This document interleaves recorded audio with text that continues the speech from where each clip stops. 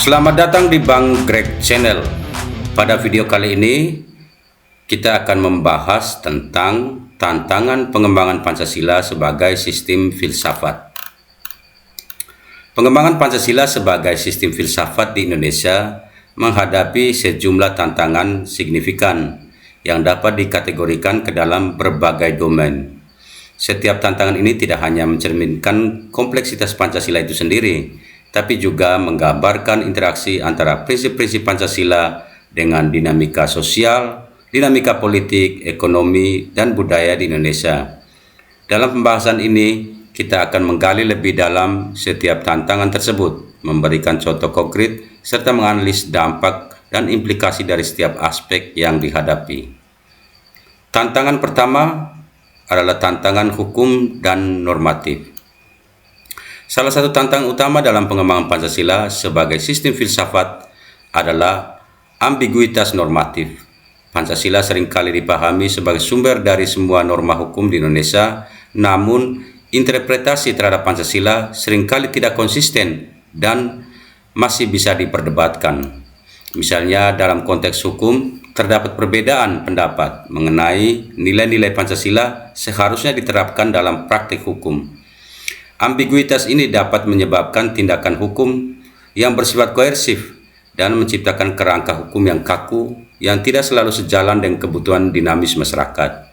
Hal ini terlihat dari beberapa kasus di mana hukum yang diterapkan tidak mencerminkan nilai-nilai keadilan sosial yang terkandung di dalam Pancasila. Selain itu, tantangan kompatibilitas dengan nilai-nilai lokal juga menjadi isu penting. Di beberapa daerah, terdapat hukum adat yang memiliki karakteristik dan nilai-nilai sendiri.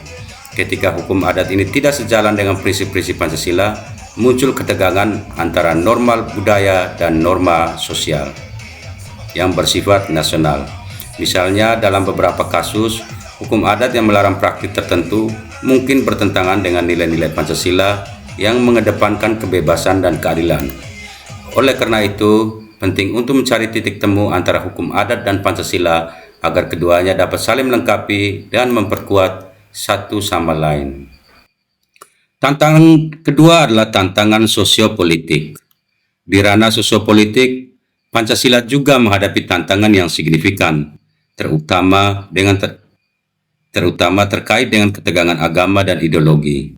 Prinsip pertama Pancasila, ketuhanan yang Maha Esa, seringkali diinterpretasikan secara sempit yang dapat membatasi kebebasan beragama dan berpikir. Hal ini berpotensi memperkuat dominasi organisasi keagamaan mainstream dan mendorong pandangan ekstremis. Dalam konteks ini, Pancasila seharusnya berfungsi sebagai landasan bagi pluralisme dan inklusivitas, tetapi seringkali justru menjadi penghalang bagi inovasi dalam kehidupan sosial politik. Misalnya dalam beberapa kasus, kebijakan publik yang diambil seringkali mencerminkan kepentingan kelompok tertentu yang mengklaim diri mereka sebagai representasi dari nilai-nilai Pancasila, sementara suara minoritas terabaikan. Selanjutnya, implementasi dan pemahaman terhadap nilai-nilai Pancasila seringkali dianggap sebagai jargon belaka. Banyak masyarakat yang tidak memiliki pemahaman mendalam mengenai prinsip-prinsip Pancasila, sehingga penerapannya dalam kehidupan sehari-hari menjadi dangkal. Ketidakpahaman ini mengakibatkan lemahnya peran Pancasila dalam membimbing ideologi nasional dan demokrasi.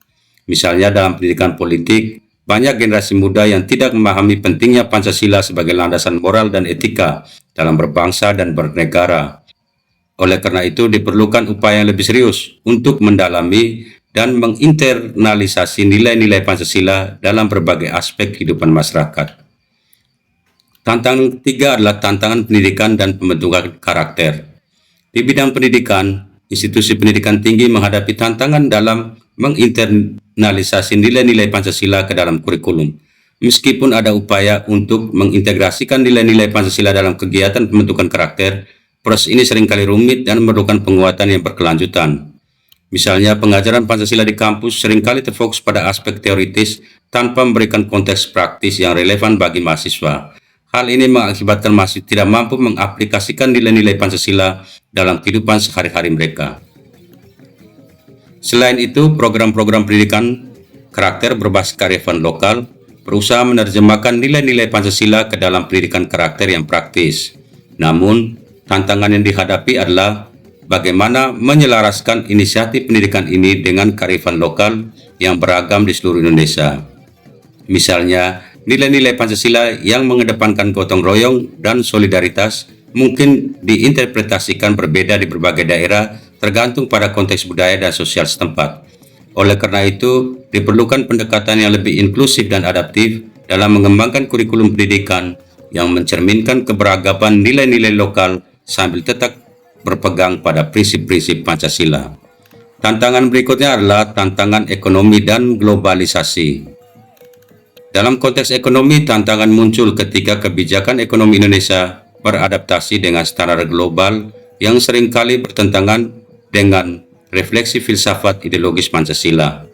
Penyesuaian terhadap tekanan ekonomi global seringkali mengabaikan prinsip-prinsip Pancasila yang menekankan kesejahteraan sosial dan keadilan ekonomi.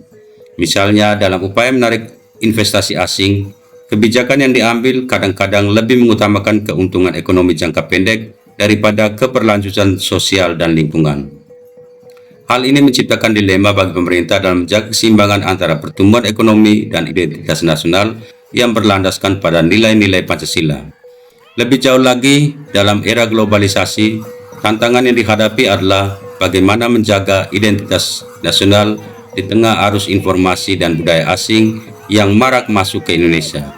Pancasila seharusnya menjadi panduan dalam menghadapi tantangan ini, tapi seringkali nilai-nilai Pancasila tergerus oleh pengaruh global yang lebih kuat. Oleh karena itu, diperlukan upaya strategis untuk mengintegrasikan nilai-nilai Pancasila dalam kebijakan ekonomi dan sosial, sehingga pembangunan ekonomi tidak hanya berorientasi pada angka, tetapi juga pada peningkatan kualitas hidup masyarakat. Tantangan berikutnya adalah tantangan konteks budaya dan sejarah. Memahami konteks sejarah dan evolusi Pancasila sangat penting dalam mengatasi tantangan yang dihadapi.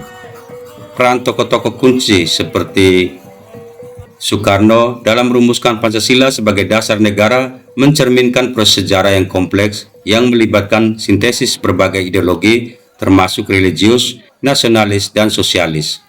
Proses ini tidak hanya menciptakan Pancasila sebagai ideologi negara, tapi juga membentuk identitas nasional Indonesia. Namun, pemahaman yang kurang mendalam mengenai konteks sejarah ini dapat menyebabkan penafsiran yang keliru terhadap Pancasila dan nilai-nilainya. Sebagai contoh, banyak generasi muda yang tidak mengetahui sejarah perjuangan bangsa dalam merumuskan Pancasila, sehingga mereka kehilangan rasa memiliki terhadap nilai-nilai tersebut.